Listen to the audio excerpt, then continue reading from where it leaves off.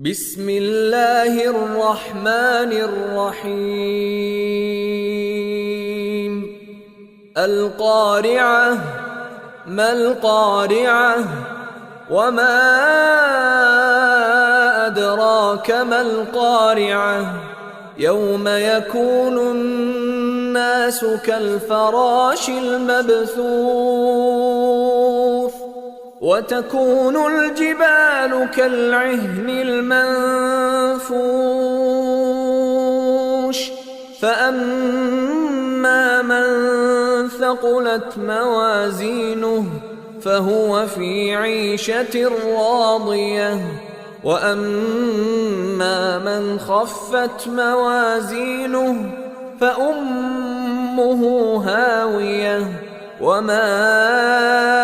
أدراك ما هي نار حامية